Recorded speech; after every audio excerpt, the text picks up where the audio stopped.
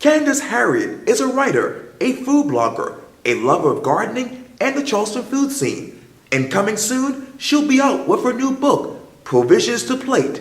I sit down with Candice for a special edition of Quintin's Close-Ups. And be sure to download the free Quintin's Close-Ups app in your Apple or Google Play stores. Candice Herriott, it's so good to meet you. It's so nice to meet you too. Thanks for reaching out. Anytime. I want to take it to your Instagram profile. And I love all of your Instagram photos about foods. Thank you. Especially blueberries. They're my favorites. Really? Well, it also says this too on your profile: food blogger, writer, photographer, lover of great food, terrific beverages, gardening, and culinary travels, Charleston, South Carolina.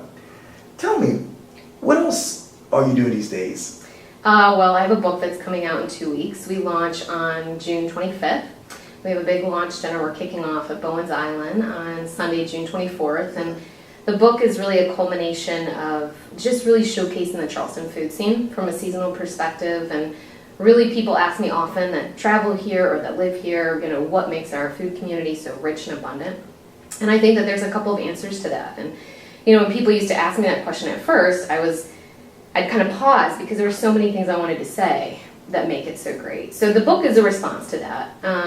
And so one of the things I've loved really doing is working with the farmers and the fishermen and kind of seeing and learning from them the process that they go through on an entire year scale. And so it starts with, things being planted in the ground or, the fishermen going out at certain times of the year and that process that takes them to where the food is ready to go to a chef and be delivered. And then they have it in their hands and they make this beautiful, amazing food that's nationally acclaimed. And so it's been really fun to kind of put together a dinner working with all of them and sourcing from a lot of our fishing companies and our farms that we've worked with for the last year and just people in the community that are doing really great things. So it's very exciting.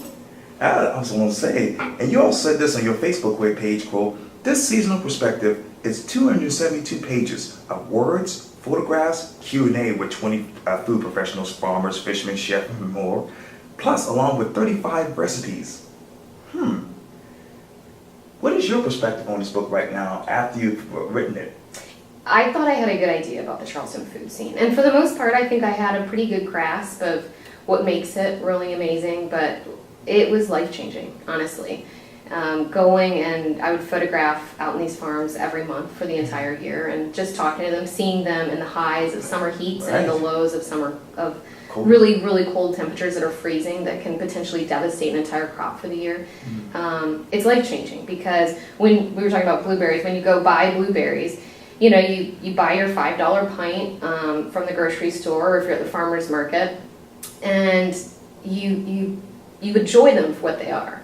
But I got to see actually the process of who's growing them and what goes into getting them to that point. And it's months and months of dedication. And each person is a labor of love. They are very passionate about what they do. And, when you buy those blueberries and you're enjoying them, I mean, nothing makes them happier than happy customers that are enjoying really good product. And it was life-changing to see the story, to see actually what those blueberries went through, how the bushes were tended to and pruned and cared for, and the people that were growing them and the labor that they put into selling them at the farmer's market. And as a farmer and fishing company, you have to be everything. You're the grower, you're the marketer, you're the distributor a lot of times, and that it's a lot more involved than I think I realized. I thought I had a good idea, and then I saw for myself and I realized that I had an understanding, but it's so much deeper than I thought. So it was life-changing. I really feel like it was a gift. You talk about life-changing and gift. When you talk with those farmers and chefs and really the company folks, how life-changing is it for them to have their lives put in your book? I hope that they're happy with how they're represented. My outlook on everything I do with my blog or my writing or my Instagram, social media is a very positive light and really trying to promote people that are doing and growing great things or making great things or have really interesting stories, trying to offer them a platform to share that. I hope that they're all really happy. I tried to do my due diligence and really show what amazing people they are. So hopefully that comes through the pictures and the pages. I really hope that I can offer them a spotlight of showcasing what they do and telling their story, because there are these really amazing people that truly, they are not millionaires here running a 10-acre farm or a 200-acre farm. They are people that they're passionate about it. They care about this food scene. They care about continuing the traditions and supplying the community with really good produce. You talk about the food scene. Let me stop you there. What is the state of Charleston and food? Well, I think, when I moved here 15 years ago, it was a really different situation. You had all these great farms, and you had this great heritage of the fishing traditions and the heirloom crops, and that has always existed. That has always been amazing. But I think in the present day, because of social media, because of the notoriety of TV shows, that's changed a lot in 15 years. I think we're able to really show what has always made it amazing and how it's evolved with chefs that have grown up here or moved here or come here and trained and stayed because they loved it. It's evolved because they bring with them some of their techniques and some of the lessons that they've learned in food or farming here. And so it's a new culmination. I think that's always progressively changing and evolving. And it's an amazing thing to watch over a decade and a half of being here. I think present day, you're really seeing this I don't want to say renaissance or rebirth, but it almost is. It's taking these really traditional foods and making them something interesting and new. And I think it's using the things that have always been here. This great fish, the great access to we're a stone's throw from the ocean, and all this amazing aquaculture that exists, mariculture, and also the fact that it's all year long. You can grow crops here. There's winter crops, there's fall crops, there's summer crops, and so the chefs are really loving, that have always been here or moving here, the fact that they have access to really great fresh produce. Because you eat a summer salad and, in Montana, that salad tastes really different than if you are getting it from a Johns Island farm that was picked the day before and hasn't been driven up on a semi truck for a week. The nutrition is there. It's a lot more flavorful. A lot of these farms are practicing organic techniques, even if they're not really categorized as organic farms. They care about maintaining the land. And I'm such a huge supporter of buy and shop local as much as possible, because the nutritional side of it, but also because they're your neighbors. That's our community. If we want to see it continue and we want to see it evolving in a positive upward incline, we have to actually support those farms. We have to buy fish from companies that are locally based. Otherwise it will cease to be what it is and on this upward scale. And I think there's a lot of really great companies and organizations that promote buy local, shop local. They do an amazing job. They really do. But there needs to be more. People need to make conscious decisions to look at how they allocate their spending for the week for food, and make decisions about, okay, this might cost a little bit more, but why are we paying more, and why is that important to us? And that's part of the life-changing thing that I really saw. I really did try to shop a lot at the local farmers market weekly and get things from local farms that had chicken or beef. But now it's really become a lifestyle change. Now it's, okay, how do we shuffle the majority of our spending habit to be that? And maybe we buy less, but it's better quality. So, sorry, I got on a tangent. No, I'm very passionate about this. I could go on for hours. Yeah, no worries. Spending 15 months working with 20 incredible people does that to you. Wow. Let me get back to the book, Provisions to Plate. And you talked about, obviously, local farming and shopping local and buy local, and local that is. Let me bring you to an interesting question. You talk about provisions to plate. What else would you bring to the plate right now? Kind of what we just touched on. I think people need to make decisions on a more daily and weekly basis, rather than just, we're going to get this watermelon that's from the farmer's market. We did our part. There's the CSA programs, the community-supported agriculture and community-supported fishing. There are some really cool programs, and I really encourage everybody to look into those and to seek those out, because they exist. Where you can buy into a fishing company share program and get local caught fish every month of the year. You know, I mean, it does not get better than that. You know, once you have it, it is really hard to go back. So, you know, that's something that I think is a topic that I want brought to the plate. Also, I think the importance of, you know, really getting to know these people. You know, ask them the questions. When I go to a restaurant, half the time I do not know what that menu means. I don't. And I feel like people really feel like in this present food culture of being a foodie, which I always say, I'm actually not. I'm a food lover. My fiance, he is a true foodie. He knows every ingredient on that menu. He knows exactly what that preparation or that sauce is. And sometimes I can't even pronounce the words.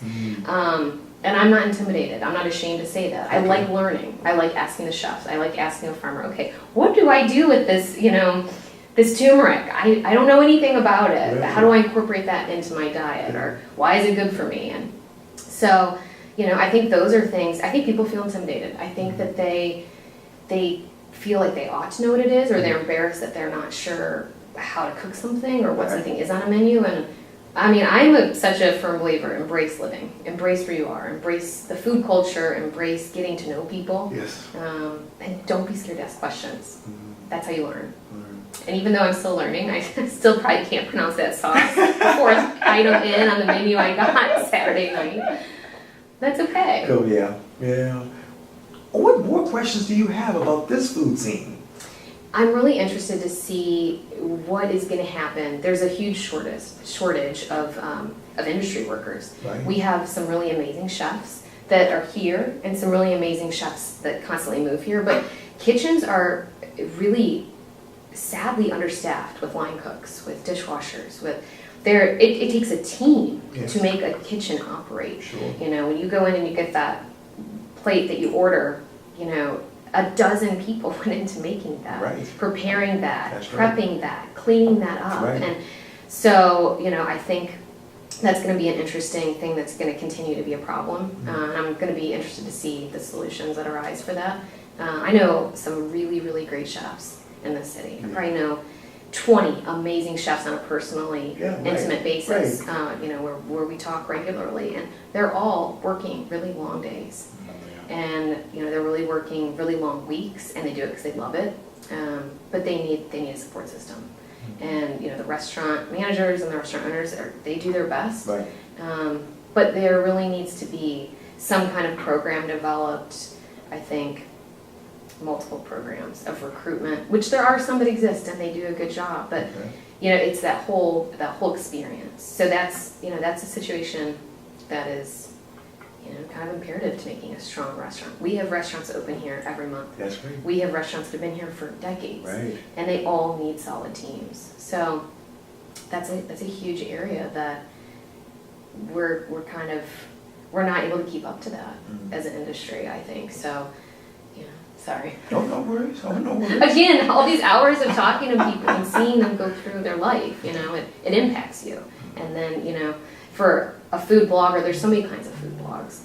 And, you know, people often ask me when I'm meeting them for the first time in passing at a restaurant or just out. And they, oh, you have a food blog. Do you have healthy cooking recipes? Oh, you have a food blog. Like, do you know, have this or that? And I'm like, no, I don't have healthy recipes. Every now and then I try to put one or two on, but truthfully, I mean, it's really offering the people in this community a spotlight. Or things that I think are interesting. If I'm going on a road trip up to Maine, you know, showcasing restaurants I stop at along the way and what do I like about them. And, you know, those are the things that I'm really passionate about. And so anyway, sorry again. I get on a tangent, but it's life-changing. Yeah, it really is. You talk about the blog, you talk about social media, you talk about time. Let me go to your post from April 7 on Facebook. You said this: celebrating the 3rd anniversary of Charleston Food Writer, CHS Food Writer. It's surreal what's happened in the 3 short years since I began blogging and social mediaing our food adventures. It changed my entire life. I've never been more grateful or had more fun in my entire life. Where are you emotionally 3 years later with this blog? It's been really enriching because I've learned a lot. I'm a huge gardener. I grew up gardening with my grandparents and my parents in Michigan, and I get to go to the professionals and ask them my questions. Sometimes I don't know these people. We have no connection, and I'll send them an email or a direct message Right. through social media, Right. or I'll seek them out. Yeah. You know, I'll go to their farm stand Right. and I'll ask, you know, hey, I would really like to learn about this. Could I hang out at your farm? Do you have time for me to come by? And it's amazing. The response is incredible. You know, people, they don't know who I am, and they certainly didn't know 3 years ago when I started. But people love to share what they are passionate about. So, you know, I've learned so much about cooking. Yeah. You know, learning to cook with a chef, I remember I made a caramel cake once with this woman who, she was just so excited to be teaching somebody something that she loved. So I'm a better cook, I'm a better gardener. You know, it's the food world, the more you get into it, I feel like you can just keep going, you know. And so it's interesting to find something that you have a hobby or an interest in and to go deeper. Yeah. And the deeper you get, the more you realize there's infinite more possibilities. And so that's been really fun. You know, I have a 6-year-old daughter, and so getting to share that with her has been really fun. Yes. Getting to take her on these little food adventures Yes. with me. And, you know, I remember one time she asked me when she was 4, it was a hot summer day. And we were getting out of the car, we were going to the farmer's market at like 8 a.m. Oh, yeah. And she asked me, she was like, why do we have to do this every week? And I said, because, number one, we buy as much as we can from our local farms. Yeah. Number two, now that we have this blog and I have this, you know, following on Instagram, which at the time was not as much as it is now, but that, you know, it had a little bit that was picking up. Mhm. I felt that I had an obligation to showcase the people that were really having really great things at the farmer's market or going to a restaurant and showcasing what they're making. Especially if it's a new restaurant or a restaurant that I really love that, you know, maybe I noticed that they're not as busy as they should be on a Friday night. I want to share what makes them great that I think is great, to entice people to also, okay, you know, it's 8 a.m., I'm looking on Instagram, those strawberries look amazing. I didn't know it's still strawberry season. I'm going to go get in the car and go down and buy some. It's amazing how many people tell me on the restaurant end, on the vendor end, hey, somebody came in today and just, you know, showed me their phone and they were like, I saw this on a, you know, food blogger thing today. And that makes me really happy because that means somehow I've given back to these amazing people that have shared with me. And so many friendships have come from it.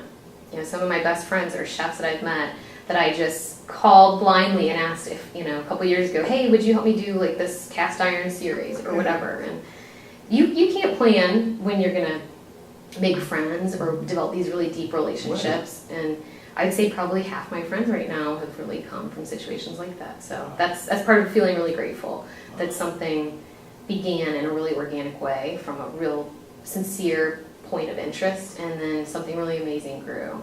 I'm a very big believer that, you know, at our family, it might not be for everybody, but in our family, being around the table was the focal point of our life. You did your homework at the table. You played board games at the table. When you were in trouble, you waited until your dad got home from work, even if it was 8 o'clock at that table. You share holidays around the table and stories, and I mean sometimes maybe yelling matches, especially if you're from a big family like me. You know, Thanksgiving, why is the turkey dry? You know, and they're like these really special moments. Yeah. And I live, you know, 1,000 miles away from the majority of my family, so the friendships I've developed and sharing, making food together and eating together, and just everybody has really busy lives, and getting to take a break and just share this experience around food is special. What's that current meal that you love, that you would love to share and teach with someone? That current meal, I think the current meal is really whatever is locally accessible at that point. And that changes all the time. You know, it could be, you know, a mixed kale salad, and okay, I've had 1,000,000 kale salads. You know, so I'll get online and I'll look it up. Yeah. Okay, I got this bag of mixed kale from the farmer's market. Okay, how am I going to spice it up, you know, to be interesting and different still? And so that changes. But to me, that's the plate, that's the meal, is, you know, what do I see that looks really good at farmer's market? You know, it could be I'm at a farmer's market in Vermont and they have chanterelle mushrooms. And picking those up and taking them home, and sometimes not having an idea what I'm going to do with them, but they looked really great, and then building a meal off of an item that was beautiful or in season. and just caught my eye as I walked by it. Wow. Candice Herriott, the food writer, the blogger, the lover of gardening and foods, and the mom and soon-to-be wife. When you strip all that away, how would you describe yourself? A student. I think I've gone through several phases of my life. I was in the salon industry for 20 years. That's what brought me to Charleston. I think it was, just a couple years into that. I started when I was 16. Wow. And I did it because my parents really didn't think I was bound for college. Ironically, I wanted to go to photography school. Really? I did. They said that was not a choice that was on the table for me. And then I said I wanted to go to school for marketing. This is in high school. These were things I had an interest in, and the teachers were actually kind of guiding me towards. And my parents were like, "No, we think that you need to learn a skill set. So we're going to go to the local tech school. You're ahead in credits. You're going to split up the day, and you're going to pick something and learn it. Coming from the Midwest, I think it's very industry driven. It's a very, very, you have to have something you can do with your hands at all times. That was kind of the family I grew up in, and I'm glad for that. I really am. It was a really good skill set that they gave me. But so we went and we toured, and I hated it. That's not what I wanted to do. I didn't want to go to tech school, and I got home and they said, "Okay, well, what do you think? You got back from your tour, what's it going to be?" And I said, "Well, I think either I want to go into the culinary arts, or hairstyling." And they were like, "Nope, you're not going into the culinary arts, you are going to go into hairstyling." And so I did. And I was really lucky. I had several people mentor me and really, kind of share with me and brought me up and groomed me, and was very lucky. I got placed and hired in some really elite salons, and that just kept evolving. And I realized early in that I needed to go to college, that I was not going to be able to physically do, cosmetology as a profession for 40 years. It's physically really straining. Oh, yeah. You can make a lot of money, but it's an enriching industry to be part of. I loved it, but I knew that I could not stand to work 12-hour days my entire life. And so I went to school for marketing and loved it, and then got a job offer to come to Charleston. So I transferred up, I kind of stopped college and, embarked on this new industry here. And at a salon that was really great, brought me here. I'm always gonna be grateful for. But a couple years later, realized that I could not do this forever. So I went back to school for international relations and got very close to finishing. Oh. And then I ended up unexpectedly getting pregnant with my daughter. So that was life-changing. What I really wanted to do was go to work in the Middle East in an embassy or for the State Department. Wow. And, all of a sudden I had this little blonde hair, blue-eyed child that's, I'd been studying Arabic language for 4 years, Wow. And so that was not going to work. And I had to really reevaluate, what was important to me. And what I loved about the things that I was studying and hoping to grow a new profession from was because I liked learning. Because I had an interest in traveling. Right. Because I liked learning about other cultures and other food. I actually have so many photos of food on international travels of like pastries in Jordan and, these kind of like fire dinners in the desert of Egypt and these things that came from Austria that were beautiful and I don't even know how to pronounce. These, beautiful desserts. And it was with a little 35 millimeter film camera, that I'm taking this stuff. And it's that I like learning. And I think that if you're passionate about meeting people and learning, you kind of find these common threads. So obviously I did not move to the Middle East. I did not, finish international relations. I pretty much did, but made a decision that I like going to the farmer's market with my daughter. I like gardening. And so I needed to figure out what did that mean for my future and what was I going to do for work. And so unintentionally, I continued doing hair, and then all the blogging just kind of came up because it was a creative outlet. It was never a prerogative for me to be a social media influencer or to have an online presence of any kind. I did it for fun, and a friend that was a chef recommended I do it because people were constantly asking me where was I eating and what was I trying and what was I gardening, and asking, we have friends coming to town this weekend, where should we go? And that's really where it stemmed from. It was a creative outlet from mom life and from work life, and it just naturally happened. I'm a very big believer that when you truly listen to your inner voice and follow your passion, it leads you down the road you're supposed to be on if you embrace it. And ironically, all of the things I was always passionate about, photography, marketing, writing, which I'm not really a good writer. Oh gosh, my book, let me just tell you, probably going to be the most grammatically incorrect book ever, because I use commas inappropriately, I use the word love too much, but I write from the heart. And so anytime I've ever gotten picked up from a publication to write, they say that my ability to connect with the audience is why they're wanting to reach out to me, to reach out to their audience, because I'm not the person that all my dots are in the right spot, and that's okay. It's just something I was passionate about, and ironically, all of those things, food, photography, writing, traveling, it all came together in my mid-30s. Wow. And very unplanned, and I was just enjoying it, and it grew. So I would say, student is a very broad term, I know that, but I just feel grateful that we live in a beautiful place, and there is so much to learn here. I love learning. One of the things I love right now is learning the history of food in the city. It goes back, the rice, and it's very fascinating to me, and people don't realize bananas were imported through this Charleston area. Right. One of our recipes in the book is a banana cupcake, a banana blueberry cupcake from Sugar Bake Shop. Oh, and yes. They picked that. They said, we know we don't grow bananas here, but there's this amazing historical story about bananas coming through this area, years and years ago, and we love that untraditional aspect of this local item. And I love that. I said, let's do that. That cupcake sounds awesome. Yes. And so they made it for the book, which was really cool. And so, I could geek out on this forever. I'm sorry. Oh, no, you're good.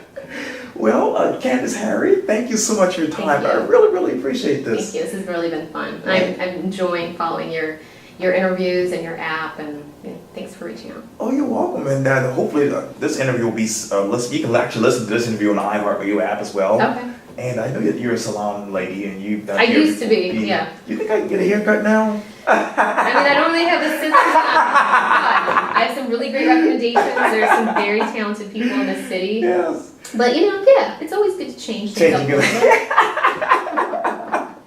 Thank you for this. Thank you, Quintin. I appreciate this. Thank you.